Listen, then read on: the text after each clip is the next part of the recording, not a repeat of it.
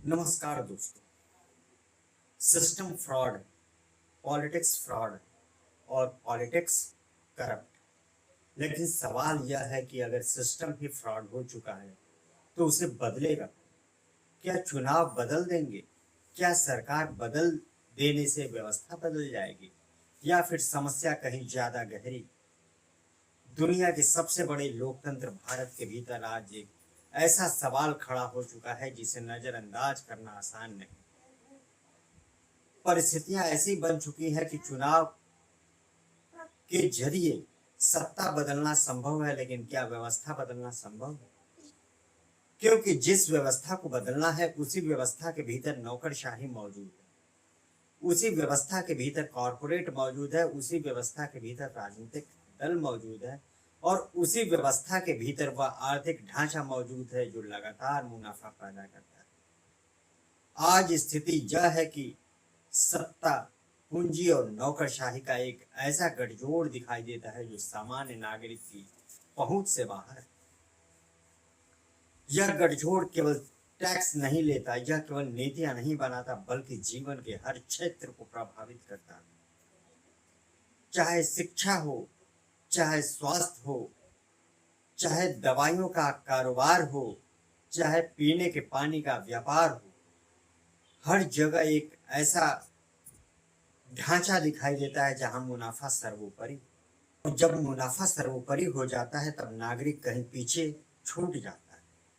यही से वह सवाल पैदा होता है जिसे राहुल गांधी ने कोटा में उठाने की कोशिश की। यह सवाल केवल राजनीति का नहीं था, यह सवाल उस सिस्टम का था जिसके भीतर देश के करोड़ों युवा जी रहे हैं। कोटा, वह शहर जहां देश भर के छात्र पहुंचते हैं। कोई डॉक्टर बनने आता है, कोई इंजीनियर बनने आता है, कोई आईएएस बनने का सपना लेकर आता है, कोई सरकारी नौकरी का सपना लेकर आता है। लेकिन क्या यह सपना हमेशा मंजिल तक पहुंचता है या फिर कई बार यह सपना एक ऐसे दबाव में बदल जाता है जिसके अंत त्रासदी में होता है। राहुल गांधी ने इसी सवाल को उठाया। उन्होंने कहा कि शिक्षा का सिस्टम ऐसा होना चाहिए जो हर भारतीय को बड़ा सपना देखने की अनुमति दे। दूसरा, वह सिस्टम उस सपने को पूरा करने में मदद करे। और तीसरा, वह यह सब न्यूनतम लागत पर करे। यहीं पर सबसे बड़ा प्रश्न खड़ा होता है। अगर शिक्षा का उद्देश्य अवसर देना है तो फिर अवसर इतना महंगा क्यों? अगर शिक्षा अधिकार है तो वह बाजार क्यों बन चुका? अगर सरकार शिक्षा के लिए मंत्रालय चलाती है तो फिर शिक्षा क्षेत्र का इतना बड़ा हिस्सा निजी हाथों में क्यों? यही सवाल आगे बढ़ता है और हमें उन आंकड़ों तक लेकर जाता है जिनका जिक्र कोटा में किया गया। दावा किया गया कि देश में 22 लाख छात्र नीट परीक्षा देते हैं। प्रत्येक छात्र पर औसतन लगभग 6 लाख रुपए का आर्थिक बोझ आता है। इन आंकड़ों को जोड़ने पर कुल राशि लगभग 1,32,000 करोड़ रुपए तक पहुंचती है। दूसरी तरफ केंद्र सरकार का वार्षिक शिक्षा बजट लगभग 1,04,000 करोड़ रुपए बताया गया, यानी एक परीक्षा की तैयारी पर होने वाला खर्च लगभग पूरे शिक्षा बजट के बराबर बैठता है। यह सवाल उस व्यवस्था का है जिसमें परिवार अपनी जमा पूंजी खर्च कर देता है, जहां माता पिता कर्ज लेते हैं, जहां शिक्षा ऋण लगातार बढ़ने लगते हैं और जहां सफलता की संभावना सीमित होती है। कल्पना कीजिए, 3,000 अभ्यर्थी में एक आईएएस बनता है। हजारों छात्रों में कुछ ही आईआईटी तक पहुंचते हैं। बाकी छात्रों का क्या होता है? क्या सिस्टम उनके लिए भी कोई जवाब रखता है या फिर उनका संघर्ष केवल एक बाजार का हिस्सा बनकर रह जाता है? यही वह बिंदु है जहां राहुल गांधी का तर्क शिक्षा से निकलकर पूरे सिस्टम तक पहुंचता है। उनका कहना है कि समस्या केवल शिक्षा की नहीं, समस्या उस संरचना की है जहां सत्ता और पूंजी का गठबंधन नीतियों को प्रभावित करता है, जहां कारपोरेट फंडिंग राजनीति को प्रभावित करता है, जहां चुनावी प्रक्रिया लगातार महंगी होती जाती है और जहां अंततः बोझ उसी नागरिक पर आता है जो वोट देता है, यानी छात्र, यानी युवा, यानी मध्यम वर्ग, यानी वह परिवार जो अपने बच्चों को बेहतर भविष्य का सपना देखता है। इसी संदर्भ में उन छात्र के नाम भी सामने रखे गए जिनकी मृत्यु विभिन्न परिस्थितियों में हुई। राजस्थान के प्रदीप मेघवाल, उमेश माली और रेणु मीणा, उत्तर प्रदेश के ऋतिक मिश्रा और शिवानी यादव, दिल्ली की अंशिका पांडे, कर्नाटक की भाग्यश्री, मध्य प्रदेश की आकांक्षा चतुर्वेदी, उत्तराखंड की रिया कुमारी थापा,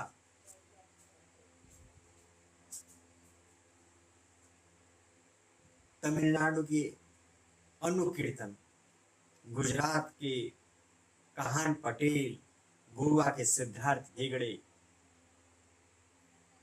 इन नामों को गिनाने का उद्देश्य किसी जाति या धर्म की पहचान करना नहीं था, बल्कि यह बताना था कि दबाव और संकट किसी एक वर्ग तक सीमित नहीं। सवाल यह है कि ऐसे कितने परिवार होंगे जो इसी पीड़ा से गुजरे होंगे, और ऐसे कितने छात्र होंगे जिनकी कहानी कभी सुर्खियों तक पहुंची ही नहीं। यहीं से यह बहस शुरू होती है कि क्या भारत का शिक्षा मॉडल केवल प्रतिस्पर्धा पैदा कर रहा है या अवसर भी दे रहा है, और अगर अवसर दे रहा है तो उसकी कीमत इतनी अधिक क्यों? अब जरा शिक्षा से आगे बढ़कर स्वास्थ्य क्षेत्र की तरफ चलते हैं, क्योंकि अगर किसी भी देश की बुनियाद को समझना हो तो दो चीजें सबसे पहले देखी जाती हैं, शिक्षा और स्वास्थ्य। किसी भी विकसित समाज की पहचान यही होती है कि वह नागरिक को गुणवत्ता शिक्षा और बेहतर स्वास्थ्य सेवाएं उचित लागत पर उपलब्ध हो। लेकिन भारत की वर्तमान व्यवस्था को लेकर जो सवाल उठाए जा रहे हैं वे इसी बिंदु पर सबको ज्यादा गंभीर हो जाते हैं। तर्क यह दिया जा रहा है कि जिस प्रकार शिक्षा का बड़ा हिस्सा निजी हाथों में चला गया है, उसी प्रकार स्वास्थ्य क्षेत्र भी लगातार निजी नियंत्रण की तरफ बढ़ता है। दावा किया गया है कि देश का निजी स्वास्थ्य क्षेत्र लगभग 190 बिलियन डॉलर यानी करीब 18 लाख करोड़ रुपए के आकार तक पहुंच चुका है, और यह केवल वह हिस्सा है जो औपचारिक अर्थव्यवस्था में दिखाई देता है। आलोचकों का कहना है कि इसके समानांतर बड़ी मात्रा में नकद और अनौपचारिक लेन देन भी मौजूद है, जिसकी वास्तविक गणना करना मुश्किल। यानी एक तरफ सरकार स्वास्थ्य मंत्रालय चलाती है, स्वास्थ्य बजट बनाती है, योजनाएं घोषित करती है, तो दूसरी तरफ स्वास्थ्य सेवाओं का विशाल आर्थिक ढांचा निजी क्षेत्र के हाथों में दिखाई देता है। यहीं से वह सवाल पैदा होता है जिसे विपक्ष लगातार उठा रहा है। अगर नागरिक टैक्स देता है तो उसे स्वास्थ्य और शिक्षा में राहत क्यों नहीं मिलती? अगर सरकार नागरिक कल्याण की जिम्मेदारी लेती है तो फिर इन दोनों क्षेत्रों में निजी खर्च लगातार क्यों बढ़ रहा है? यही वह बिंदु है जहां सिस्टम शब्द केवल राजनीतिक नारा नहीं रह जाता, बल्कि आर्थिक और सामाजिक बहस का विषय बन जाता है। इसी संदर्भ में बड़े निजी अस्पताल समूहों और स्वास्थ्य कंपनियों के लाभ का भी जिक्र किया गया। तर्क दिया गया कि अब स्वास्थ्य क्षेत्र में हजारों करोड़ का कारोबार और सैकड़ों करोड़ का लाभ लगातार बढ़ रहा है। तब यह समझना जरूरी हो जाता है कि स्वास्थ्य का लाभ किसे मिल रहा है और लागत कौन चुका रहा है। क्या नागरिक को बेहतर स्वास्थ्य सेवाएं मिल रही, या फिर नागरिक केवल एक उपभोक्ता बनकर रह गया? यही वह प्रश्न है जो शिक्षा क्षेत्र को लेकर भी पूछा गया और यहीं से बहस लाभार्थी योजनाओं तक पहुंचती। सरकारें लगातार दावा करती हैं कि करोड़ों लोगों को विभिन्न योजनाओं का लाभ मिल रहा है, लेकिन सवाल उठता है कि इन योजनाओं के लिए धन आता कहां से? क्या यह पैसा करदाताओं की जेब से आता है? क्या यह सरकारी उधार से आता है? क्या यह संसाधनों के निजीकरण से आता है, या फिर इन सभी स्रोतों का मिश्रण? यह बहस नई नहीं, लेकिन आज इसकी तीव्रता इसलिए बढ़ गई है क्योंकि देश का युवा वर्ग अपने भविष्य को लेकर पहले से कहीं अधिक चिंतित दिखाई देता है। इसी संदर्भ में मुद्रा योजना का उदाहरण सामने रखा। दावा किया गया कि पिछले लगभग एक दशक में मुद्रा योजना के तहत लगभग 40 लाख करोड़ रुपए वितरित किए गए। करोड़ों खातों में ऋण पहुंचाया गया। हर वर्ष लाखों और करोड़ों नए लाभार्थी जुड़े। लेकिन आलोचकों का प्रश्न है कि अगर इतनी बड़ी मात्रा में वित्तीय सहायता वितरित हुई तो फिर बेरोजगारी और आर्थिक असुरक्षा की चर्चा क्यों बनी? क्या समस्या योजना में है? क्या समस्या उसके क्रियान्वयन में है, या फिर समस्या उस आर्थिक मॉडल में है जो केवल ऋण उपलब्ध कराता है लेकिन स्थायी अवसर नहीं बना पाता? यहीं से बहस एक बार फिर सिस्टम की ओर लौटती है और यह बहस अब केवल सरकार बनाम विपक्ष के नहीं रह जाती। यह बहस उस पूरे ढांचे की हो जाती है जिसमें राजनीति, नौकरशाही, कारपोरेट और नागरिक सभी किसी न किसी रूप से जुड़े हुए। आलोचना करने वाले कहते हैं कि राजनीति और कॉरपोरेट जगत के बीच का संबंध लगातार मजबूत हुआ।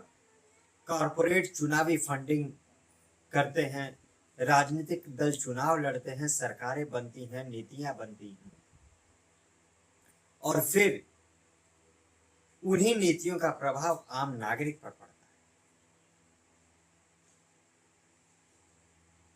इस तर्क को माने तो समस्या किसी एक राजनीतिक दल की नहीं बल्कि पूरी संरचना की है। यही कारण है कि राहुल गांधी ने कोटा में केवल शिकायत नहीं की, उन्होंने सुझाव मांगे। उन्होंने कहा कि सिस्टम कैसा होना चाहिए, इसका फैसला युवाओं को करना चाहिए। यहीं से इस अभियान का दूसरा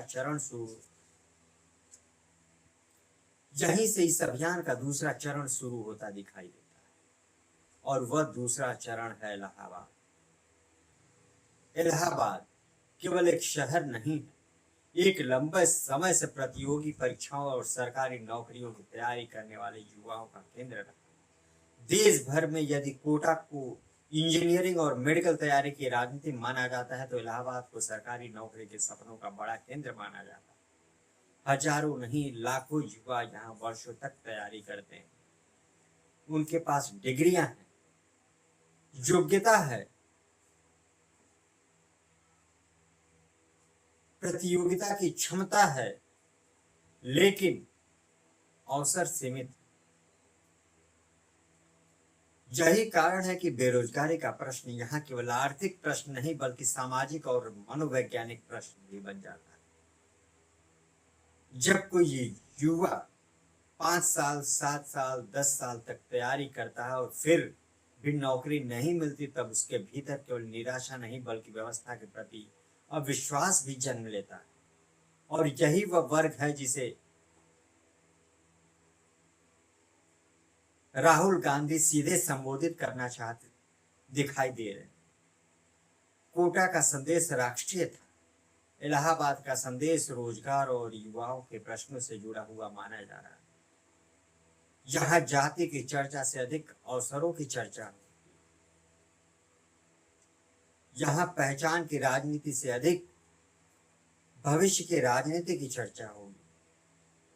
कम से कम विपक्ष यही संदेश देने की कोशिश कर रहा है, लेकिन सबसे बड़ा प्रश्न अभी बाकी। क्या सिस्टम वास्तव में बदला जा सकता है? और अगर बदला जा सकता है तो कैसे? क्या केवल सरकार बदल देने से व्यवस्था बदल जाएगी? क्या केवल नए कानून बना देने से समाधान निकल जाएगा? या फिर समाज को भी अपनी भूमिका निभानी होगी? क्योंकि किसी भी लोकतंत्र में व्यवस्था केवल संसद से नहीं चलती, व्यवस्था नागरिकों की भागीदारी से चलती है।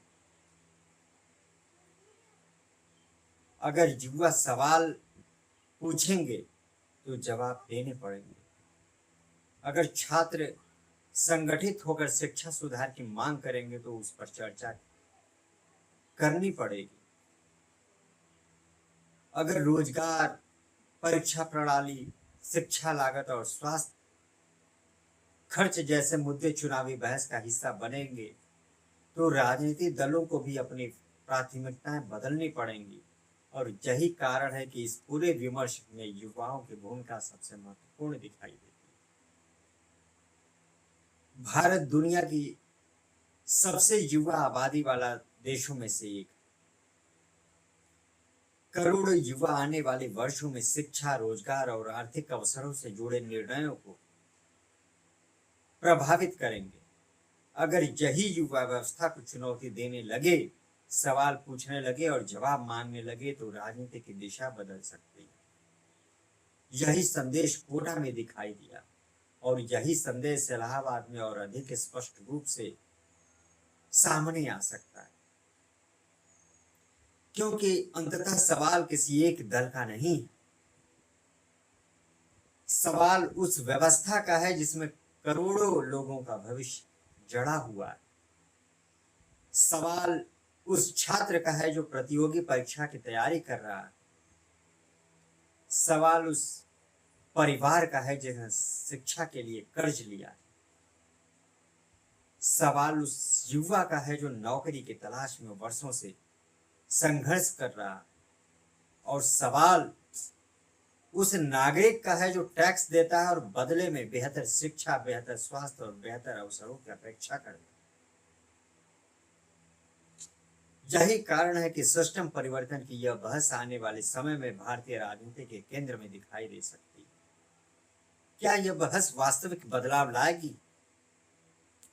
क्या यह केवल राजनीतिक अभियान बनकर रह जाएगी, या फिर यह सचमुच उन मुद्दों को राष्ट्रीय विमर्श का हिस्सा बनाएगी जिन्हें लंबे समय से नजरअंदाज किया जाता रहा? इसका उत्तर भविष्य देगा, लेकिन इतना तय है कि कोटा से शुरू हुई चर्चा अब केवल एक रैली की चर्चा नहीं रह गई। जब व्यवस्था, अवसर, शिक्षा, स्वास्थ्य, रोजगार और लोकतंत्र की दिशा को लेकर एक बड़े राष्ट्रीय संवाद का रूप लेते दिखाई दे रही है। और यही वह बहस है जिस पर आने वाले समय में देश की राजनीति, समाज और युवा पीढ़ी की निगाहें टिकी रहेंगी। मिलते हैं एक नए विश्लेषण के साथ, तब तक के लिए धन्यवाद, नमस्कार, जय हिंद।